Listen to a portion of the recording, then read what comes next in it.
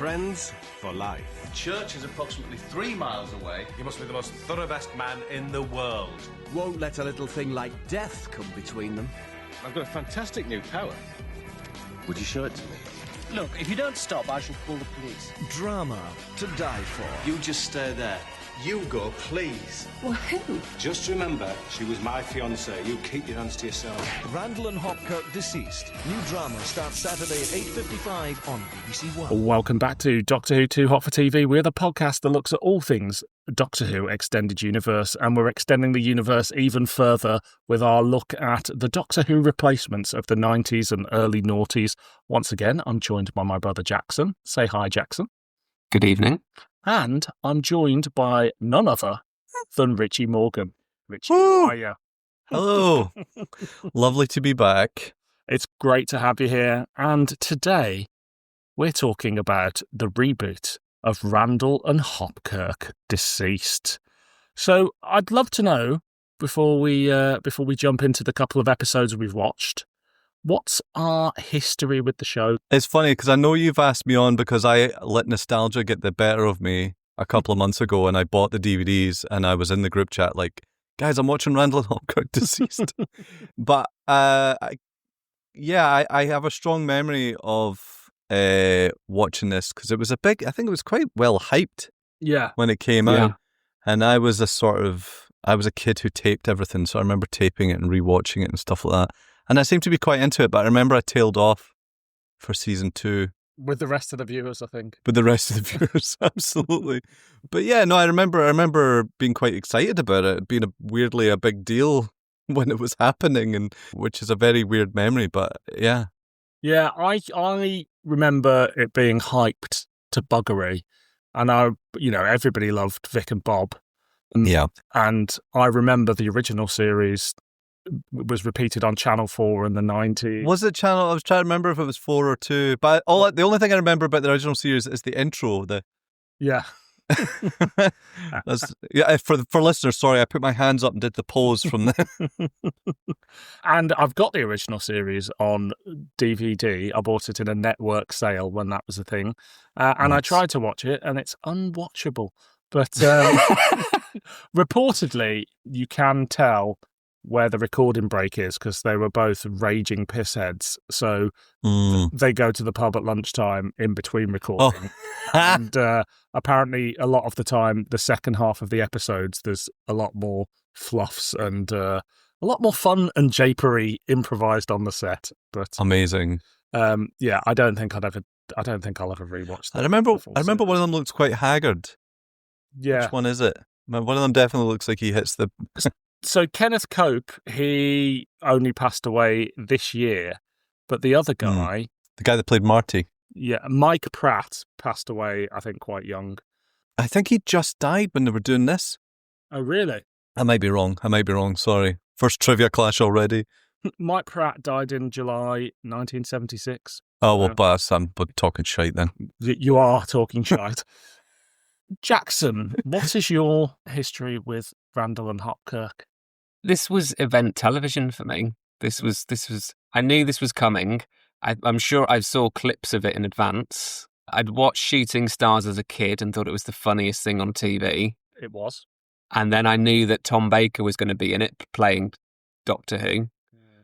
And so I was really excited for it, and I watched all of it, and it was proper event TV. You owned the DVDs as well, didn't you? Yeah, I absolutely loved it. For me, this was everything that I wanted from TV as a kid. Mm-hmm. Yeah. I think it was quite heavily covered in the, I don't know what you would call those fucking magazines that we used to read, but also we're all the right age for Vic and Bob. Yeah. Like their time, we were just, it was very much, yeah. It was a big thing, this, and I remember it sort of, because also it felt like the BBC's first go at a sci-fi show in a long time as well, like an actual no, this is science fiction. Sure, it's got a comedic edge to it, but it felt like quite a big thing for a Who-starved Doctor Who fan of the 90s. It feels like it probably wasn't pitched as too much of a science fiction as well. It's very much science fiction through the back door. It feels a bit like not that far removed from the League of Gentlemen in a way, in that it's quite light-hearted and a bit sitcom-y with fantasy elements thrown in. But of all the things that we've covered on this mini-series of things that were happening in the wilderness era, this was the most age-appropriate thing that I watched, where as a 9-year-old, I could follow all of it, and I didn't feel like it was pitching to any age group older than me. Even if it was just something like Neverwhere, which is probably more teenage and up. This, as a 9-year-old, I was like, I fully get this, and they've made this specifically for me. Yeah. What's funny as well is the acting style of Vic and Bob. Like, I would wonder how it would translate to anyone that didn't know who they were, because anyone that's watched them in comedy, they just seem to constantly have this edge, like they're about to laugh. Yeah. Yeah. And they're kind of, and it's funny because I read an interview with them about it earlier, and they were talking about how, I haven't read Bob's biography, but apparently he didn't enjoy acting in it, or he didn't think he was very good or something like that. But in the interview that I read from them at the time, they're like, oh, it's just like doing comedy sketches, except there's no punchline. Yeah. So, well, I mean, we've watched 2 episodes, A Blast from the Past and Painkillers. And it's interesting sort of looking at this with modern eyes because, as you say, they're talking about, it's just like comedy. But tonally, this has got a sort of knowing nudge, nudge, wink, wink. There's a certain air of people aren't necessarily taking it 100% seriously. The cast is filled with comedians of the 90s and noughties. So it's got a bit of a weird tone for what's supposed to be essentially a drama series. And I think out of all the things we covered, I think this is the one you would probably struggle to show to a modern audience and them engage with this style, because it's just not something you would really see today. Yeah. I mean, it immediately hits you how 90s it is as well. It's got that sort of expensive BBC One drama visual style. Everything looks a bit like a car advert from the 90s. Lots of those gradient filters that they put over in the matte box and the camera and stuff like that. But but then it's sort of filled with this weird kind of goofy CGI and lots of cartoon sound effects as well. But it's played against this sort of really kind of dark looking, expensive drama. It's very Britpop. Yes. Yeah. Like Blur Country House, the music video to that. Yes. It looks like that. Because it's got it's that thing of like New Britannia. There was the Avengers film that came out, which is kind of trying to be a bit 60s, but with a kind of sexy 90s edge to it. Yeah. And this has that similar thing where we're trying to do cool Britannia of the 60s in 1999 again.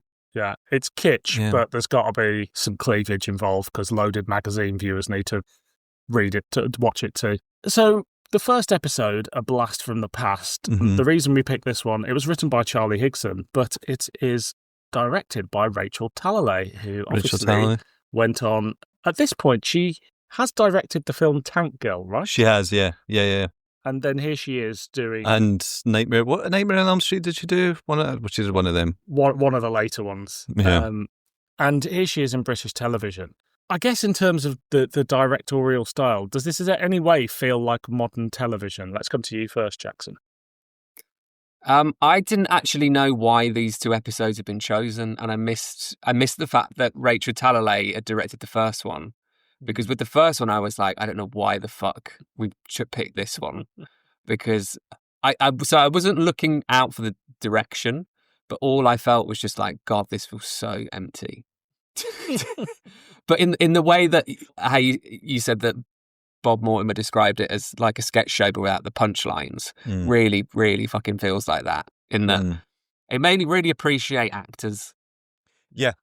And how without that skill, there's a real kind of like just wind blowing through sets, and there's no like, because you're not really following anyone with any investment, so it is just these people popping up and being a bit quirky, and you just feel really lost because you're like it uses so the reason I ended up this one was because I chose it, and I hadn't reached it when I was watching it yet, but I remember this one being my favourite one from the first season. but I haven't seen it since it was on. And then I saw it was Rachel Talalay, and I thought, okay, that's good enough. But also, I'd watched the first 4 episodes, and I was a bit like, I'm pretty sure episode 5 is great. But also, this one was a wee bit more kind of, it utilized the whole afterlife thing, and it kind of delved into what was going on there a bit more, whereas the previous episodes were just kind of, we're solving a mystery, and every so often Marty turns up and farts or possesses someone or something. So that's how I ended up choosing that one. But no, you're absolutely right. You're right though, because the previous episode, I also remember really liking the previous episode, and that left me feeling really flat as well. But the previous episode had loads of like fast show actors in it and stuff, and it was this sort of farcical story about this guy who is publishing a book, and it's going to ruffle a lot of feathers, and there's lots of different groups after him, and they all end up killing each other. And it's got Simon Pegg and Simon Day and lots of, and I remember like, that was amazing. And then I watched it as an adult, and I'm like, this is... Yeah. All I can say is that as a kid, any scene setting the afterlife, I was just wired in. Yeah. Like that was constantly just like, this is brilliant. I don't want to see anything else but this. And I do remember that I would have, watching this the first time round and on DVD, I remember I would have been freaked out by this, because there are some disturbing things. I think at the end, when who's the guy who plays Clive in Rose? Who's in this? What's his name? Mark Benton. Mark Benton. There's a scene where he thinks he's going to heaven, but then gets pulled into the ground and is actually going to hell. I remember that terrifying me as a kid and being quite creepy. Yeah. I really like the imagery of Marty's dad behind the kind of glass with a table of eggs. But again, it's that weird thing where it's like, I'm waiting to do a big laugh, but I don't. Yeah. You know what I mean? It's like, it feels like the way that he the accent and the way that he plays it is very kind of funny, but also not. It's in this weird middle space of the two. But the visuals really stuck with me. So the Limbo, with that huge font of Limbo that you go up to the O and knock on the door and then go in, that stayed with me. And I remember as a kid being like, God, I need to go there. I want to go there.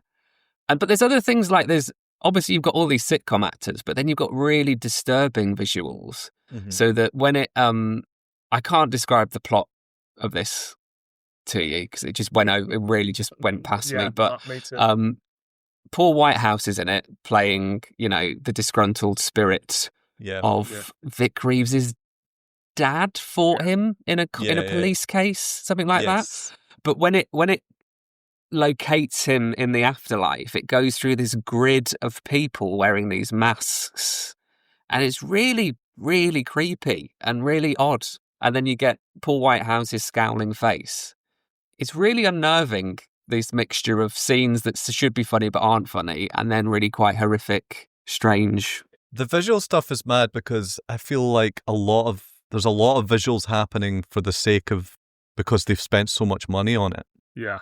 So apparently the budget was something like over $1 million an episode, which I think at the time would have been mental. Yeah, it was a lot. But the first series has something like 550 odd effect shots. I mean, I don't know. I couldn't tell you if that's a lot, but it sounds like a lot. But when I thinking about that and then watching when he does that performance where he kicks himself in the head and then his head twirls off. Yeah. And I was a bit like, what? I feel like we've just got this here because we need to spend some of the effects budget. Yeah. Weirdly, out of all the things we've watched, the effects is what has aged it so much. And this weirdly looks a lot older than things like Crime Traveller and Bugs, because we haven't got to a point where there's a huge nostalgia for that style of early CGI, early television CGI as well. So it doesn't quite land in that respect. And I don't think my other issue is it can't decide what it is. Is it a comedy series? Is it a drama series? Is it a weird, trippy thing? There's all these different directions, and it's not funny enough. It's not scary enough. Yeah. It doesn't have to do all these things, but it has to commit to at least one of them really well, I think, and it just sort of fails on that point. Commitment is the issue, I think, because it can be a good drama series with comedy elements, but it doesn't stick the landing in any particular of those elements.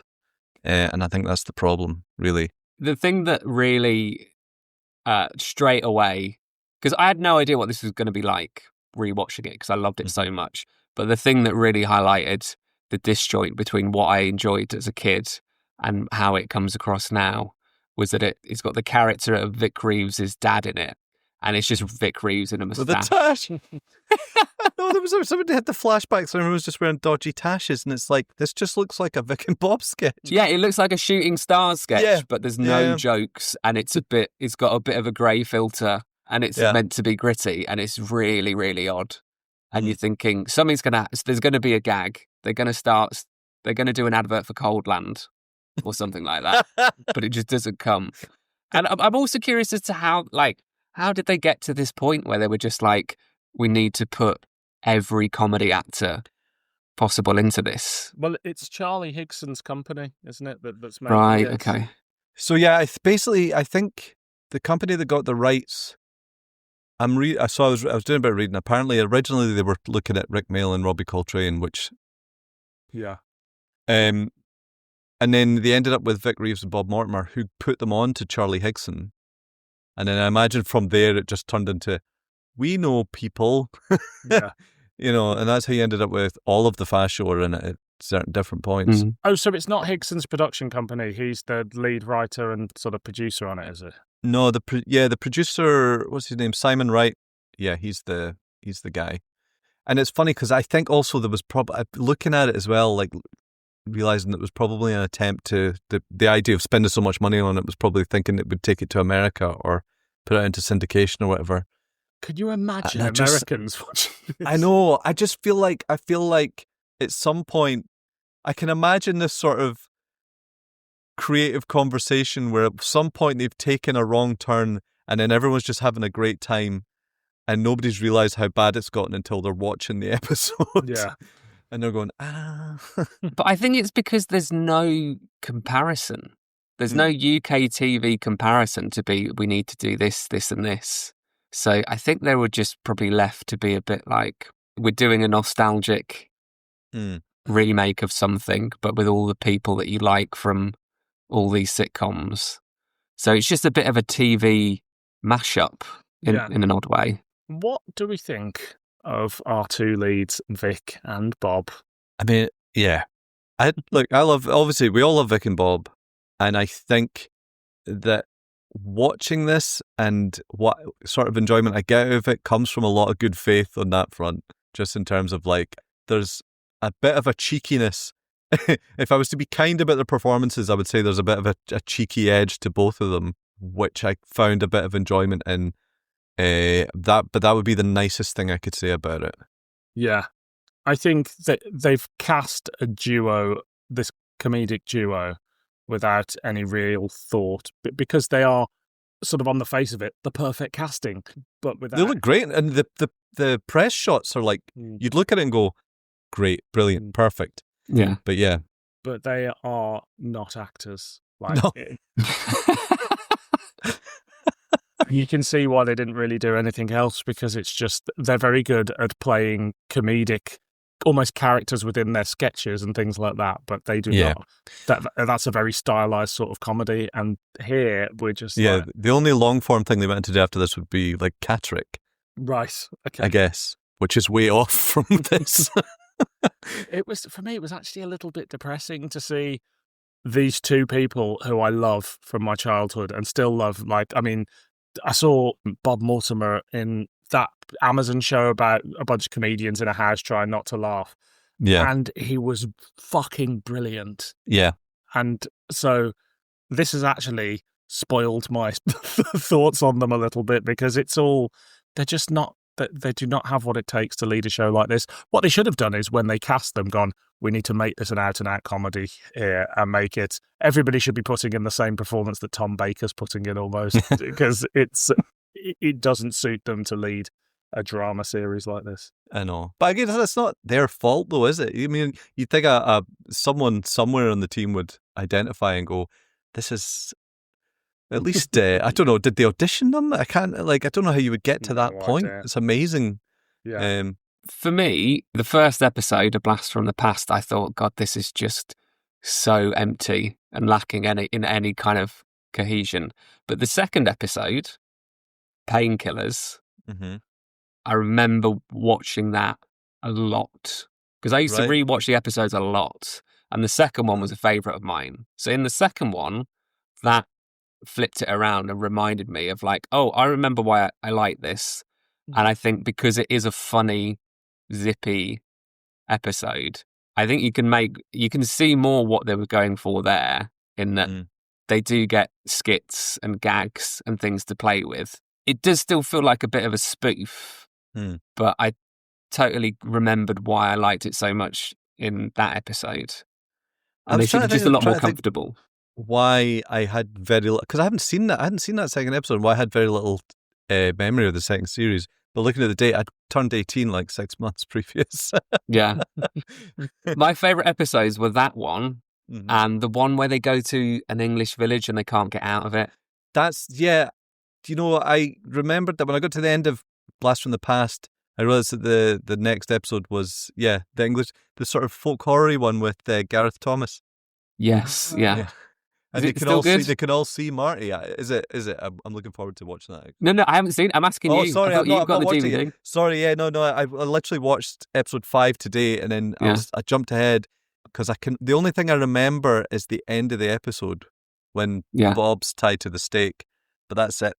I remember that bit, and even as a kid, I remember he screams Marty, and I remember as a kid knowing, oh, you're not meant to do it like that, as from just like an acting point of view. I didn't think they were bad actors, but I remember just thinking, oh, he said that a bit weird. He goes Marty no and screams it at the top of his voice, and it's just really, really odd. I do think by the second episode that it feels like, and again, I've only seen the 2, but it feels like the series has found its feet a bit more. Yeah. And it also, in some ways, it feels a bit like the Avengers film that had come out in the 90s. And also, it feels like a Doctor Who story that would happen in sort of 2004, in RTD1. You know, it's kind of that level of heightened reality. I'm thinking something like Partners in Crime or something like that. I'm suddenly seeing a lineage and going, okay, this is paving the way for the sort of thing Doctor Who will do in a few years' time. And I can see why, when that happened, I thought it, I know a lot of other people thought it as well, when this series happened, people were going, oh, maybe they could bring Doctor Who back like this. And it wasn't quite like this, fortunately. I have to say, rewatching Randall and Hopkirk Deceased, I remember, it took me right back to Doctor Who coming back. And I hate to say it, but my faith in what Doctor Who was going to be like in 2005 was not strong. I was like, it'll probably be interesting. I'll enjoy some of it. It'll get cancelled after a season. And I knew my expectations had come directly from things like Crime Traveller and Randall and Hopkirk. It's all coming out now. I know. But no, that literally came flooding back to me. I was like, oh yeah, no, remember you thought Doctor Who was probably not going to be that good. Well, do you know what I thought? When Rose came out, Murray Gold's score, the track called Westminster Bridge, that plays in the montage of London in the opening, I immediately went, this sounds just like Randall and Hopkirk. It's going to be good. It sounds just like Randall and Hopkirk. And of course, the theme tune, I think, is one of the best TV themes ever. I think it's fucking great. Yeah, it's good. It's really good. It's funny, actually. So just before we came on this, I watched the video for the single. Yeah. Okay. With Nina Pearson from the Cardigans, which I remember at the time because I still am like a big Cardigans fan. But again, when I was thinking of going into Blast from the Past, I was like, I'm remembering stuff in this episode that isn't in it. And then I realised it's because Paul Whitehouse is in the video. Right. And he plays like Nina Pearson's lover. and then he cheats on her, and then he shoots her, and then it's just but they use the limbo stuff from the show. Right. It's a very, very short little story with the two of them, which again is just this whole, it's like there was a tie-in single for the series. But again, it's very James Bond as well. It's very like the world is not enough with less money. The money is not enough. Looking at it, the music is by Murray Gold for this series, which I hadn't clocked before, which makes sense. Also, this episode is written by Gareth Roberts. I think he gets the credit, but Mark Gatiss and Jeremy Dyson have a hand in it too. Yeah, because I saw that in IMDb and I couldn't figure it out. And then, you look to the credits, it says additional material by Gatiss and Dyson. Yeah. So, I mean, what do we think of future Doctor Who writer and transphobe Gareth Roberts' script here? The drag stuff did make me a little bit uncomfortable. I was like, where's this going? I liked it. The orgasm machine at the end was a bit... Yeah.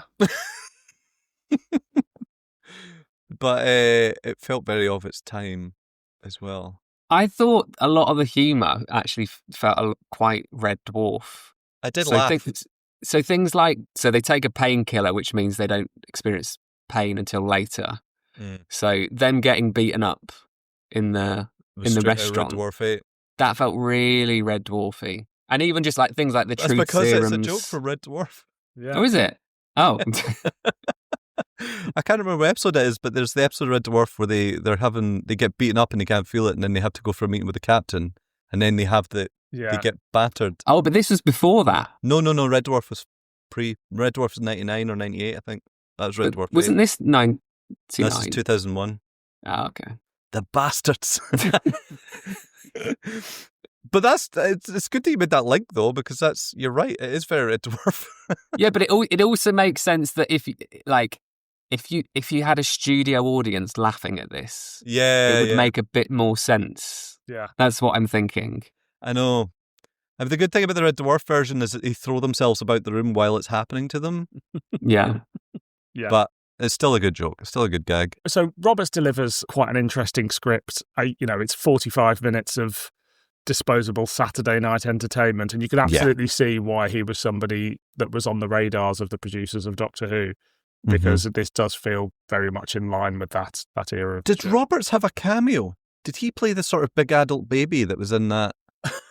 No, I briefly thought that, but I don't think so. Is it not him? No. Okay. There's also a character in it called Hickman, presumably named after Clayton Hickman. I thought that's funny.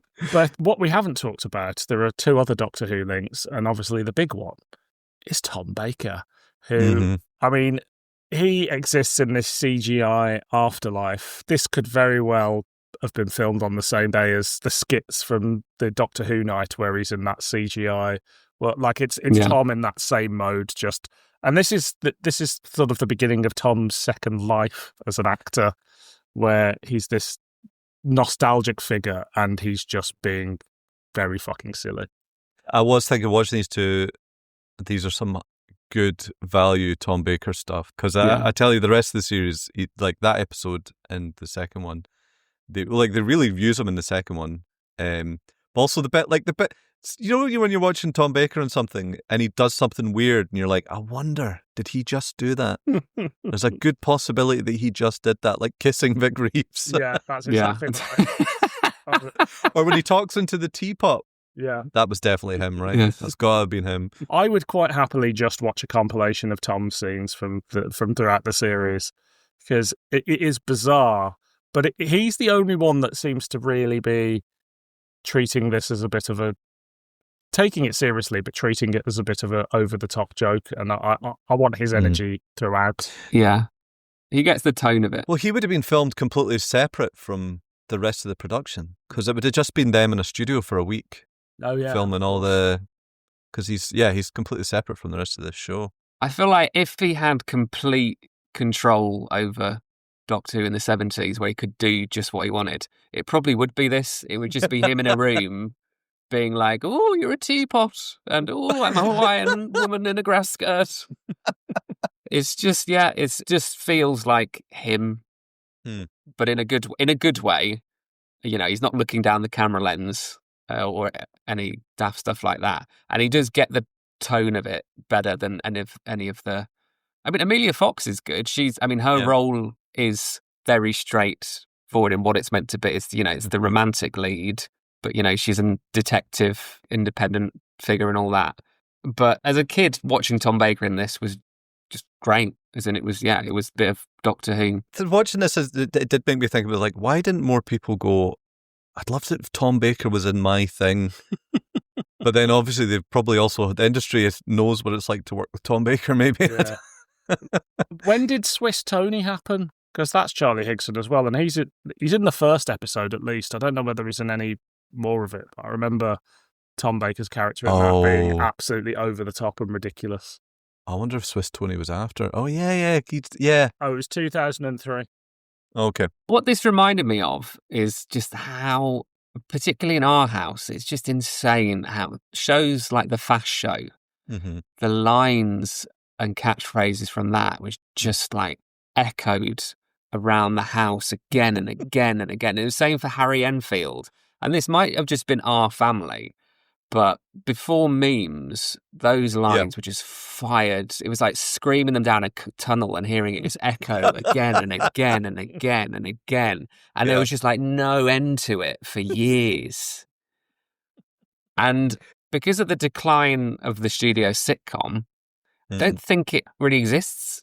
Sketch shows as well, you don't get them anymore. Like sketch shows, like now, you've probably got a comedian online doing little sketches on TikTok or whatever. So I've got to sound ancient just saying this. But the sketch show and the sitcom have all but disappeared. I'm really sad about that. Hey, but Mitchell and Webb are... Oh, yeah, they brought it back, haven't they? I haven't watched it. I want to watch it just to see what Did happens. you say you're really sad about it, but you didn't watch it? Well, no, I want there to be more of it. Yeah. I don't want it to just be it's the same with like, I want there to be more studio sitcoms. I don't want it to just be Mrs. Brown's Boys. Yeah. Because it's just this odd discrepancy. And I do think we'd be in a happier country if people had their little bit of TV represented them. I didn't watch it, but funnily enough, Vic and Bob had their kind of take on the studio sitcom a couple of years ago with House of Fools, didn't they? But oh, yeah. Yeah, I kind of missed that. Yeah, me too. Funnily enough, one of the things I've got an issue of TV Zone, the TV Zone that was like the big Randall and Hopkirk, but I'll say two things that Charlie Higson says at the start, and one of them is he does mention that we're all fed up with documentary style television, which I was a bit like, was it really going on that early on? And also, I'm sorry, mate, it doesn't go away. So, but he's like, I think we're all ready to go back to some good old fashioned, well shot drama. But also, he says right at the end, he says, certain people at the BBC asked us why we couldn't just make it a nice detective police programme because people understand that, but I'm not interested in detectives, I'm interested in fantasy. He's also extremely positive it will succeed. If the BBC don't make another series, they might as well shut up shop. You can always tell when something works, and this does. Wow. That's Charlie Higson there. I wonder what the reviews were like at the time. Because, I mean, it did well enough to get a second series, so... Well, that's because they ordered 13 episodes. Oh, the really? BBC ordered 13 episodes. That's why it's got 2 seasons. I don't know if I don't know how well it did in season 1, but certainly it was off the bat. It was like, give me 13 episodes and then we'll see. Well, there's ratings, audience ratings. The first episode was 10.63 million, and then episode 6 was less than 5.85. It's just sort of settles into around about 6 million. Yeah, and then it doesn't say anything for the second season, but presumably it dwindled further, and that's why there was no more. Yeah. We also get Derek Jacobi appearing in the episode, which was a lovely surprise, playing the villain of the piece. And this was sort of the most Doctor Who-y / Avengers-y part of it, I thought, because he's got a very English-sounding tribes person that he's brought back with this. What is it? It's like a cure. Is a cure for disease or something? So the story is that he crashed, and this tribe helped him, and he had measles, and he wiped him out with his measles, and this one survived. But he's been surviving on this drug that exists in this plant that only existed within the basin where they lived. But it basically just holds off. The explanation was that it removes the mind from the body, so... Bit like ayahuasca, the trendy drug that people go into forests and take on like spiritual retreats and like they shit themselves and have out-of-body experiences. Yeah, it dislocates their souls. Right, okay. That's how they describe it. I love that image of like Derek Jacobi grips Marty by the suit and he backs away and pulls him out, and obviously Derek Jacobi emerges in a white suit to show that he's died. Yeah. And stuff like that, I think, is still really clever, exciting stuff.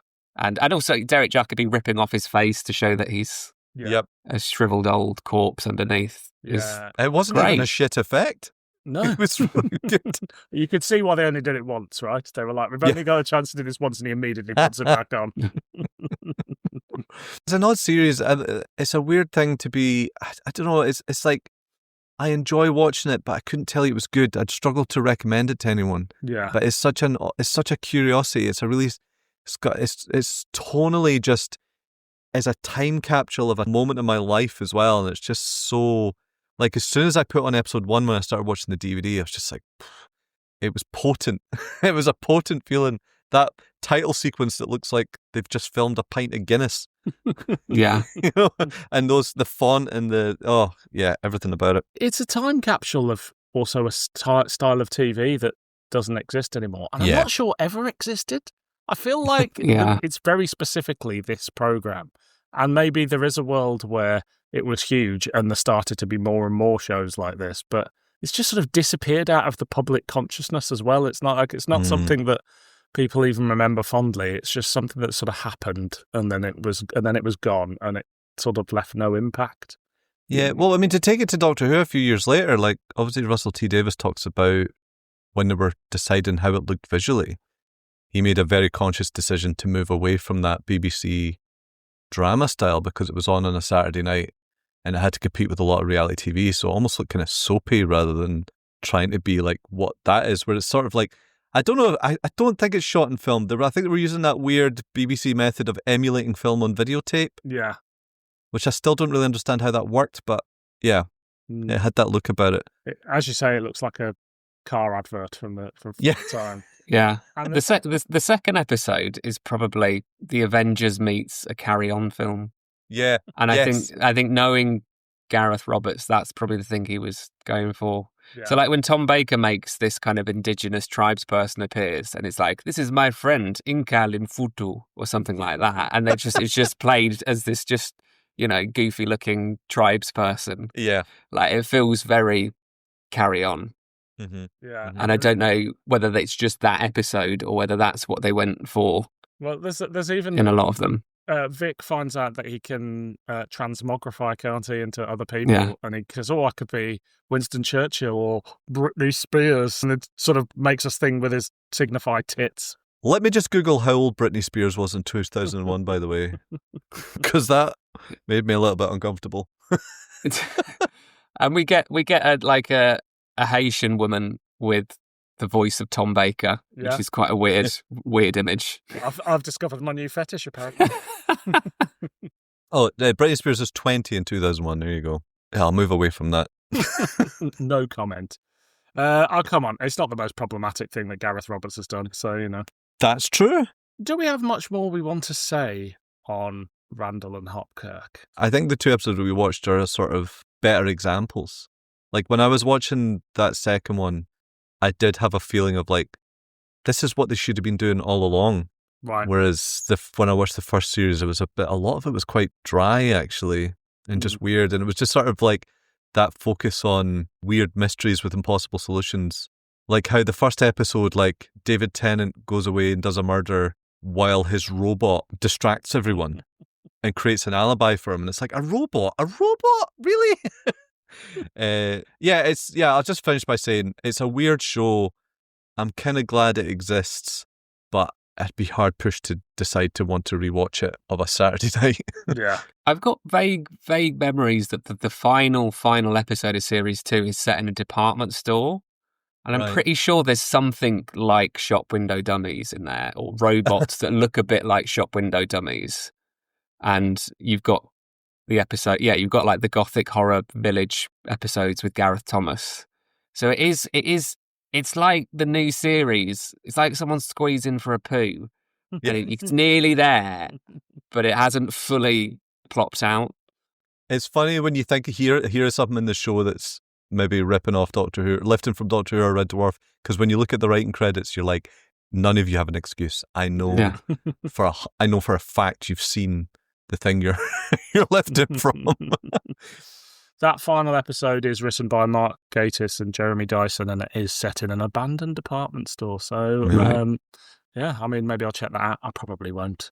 Very odd. I was really willing this to be good, but I do have a vague memory that at the time, I remember thinking, oh, this isn't as good as it should be.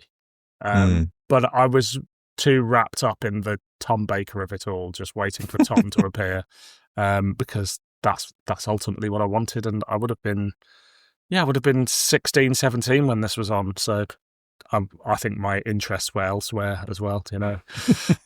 So, Randall and Hopkirk, is it a clanger, a banger, or an average meander? I loved it too much as a kid to call it a clanger, even though it kind of is. I would call it an average meander. Richie, what about you? I'm going to go with average meander as well. I have to call it a clanger. I did not. This series is...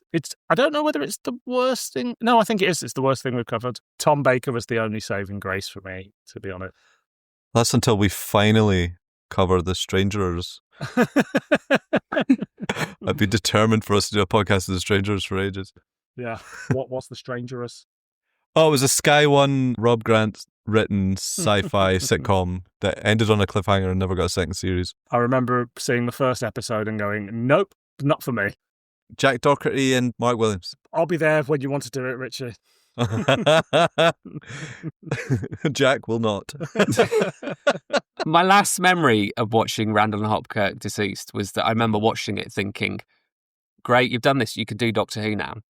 That was literally my feeling of just like, oh yeah, so they can do it now. And they did. Was Vic ever on the rumour list? Oh, he must have been. I feel like he must have been at some point. Until... Vic and Bob as Doctor Who. Vic and Bob as Doctor Who. Yeah. Just interchanging each week. Yeah. He must have been in like The Sun or something like that. In fact, I'm sure when this broadcast that somebody somewhere in a tabloid was just making up things and went, oh no, Vic's going to be the new Doctor. They did all dress up as the Doctors in Shooting Stars. They did. God, I love Shooting Stars so much. It was so good. We'll do a podcast on that next time. Yeah. The problem with Shooting Stars is, I guess, you can't ever really properly do a DVD set because I don't know if there's just too many wrong-ins on the panels. Oh, yeah. Is over there? the years. Maybe, I don't know. I was speaking to someone about this because when I was transferring all my old videotapes to... like recorded off the TV to digital, I put up an episode of Shooting Stars and someone was like, that's a really rare one. I had no idea. I was just putting up things that I liked. And they were like, yeah, the one with Jimmy Savile you just can't find anywhere. Oh boy. Yeah. Which, nice. Makes sense. So, Richie, if people want to find you on the internet, where can they find you? I do a podcast called I Hate Doctor Who. It's hard to Google, actually, because there's a lot of people that hate Doctor Who. But I'm also on Blue Sky as Richie Morgan. Amazing. I Hate Doctor Who is my favourite podcast of Doctor Who. It's amazing. Thank you. It's very good. It's not about hating Doctor Who, just if anybody's listening. Oh, yeah. No, it's about Scottish people. So, Jackson, we've reached very nearly the end of our journey looking through the not Doctor Who's of the 90s, the Doctor Who replacements. We're going to come back for one more episode where we're going to look at... We'll talk a little bit about what we've seen, and we're going to look at the Mark Gatiss, Gareth Roberts, Clayton Hickman pitch for Doctor Who, and the Leakley Bible. We are jumping right into the could-have-beens of the wilderness era. We'll probably be back with that in a few weeks. But until next time, I've been Dylan. I've been Richie. I've been Jackson. And this has been Doctor Who Too Hot for TV.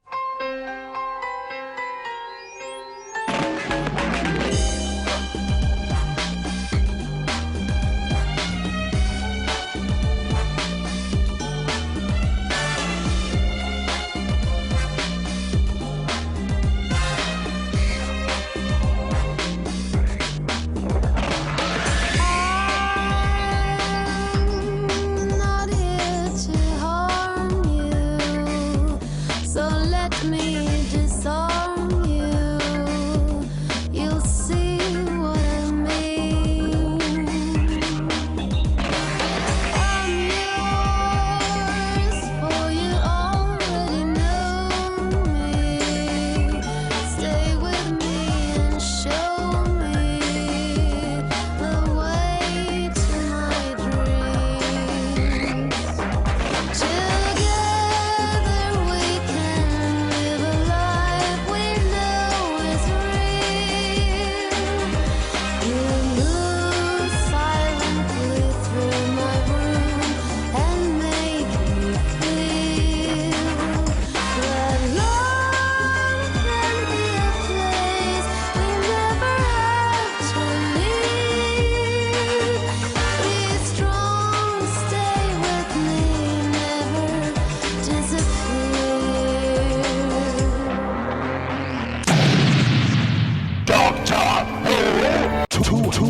out for TV.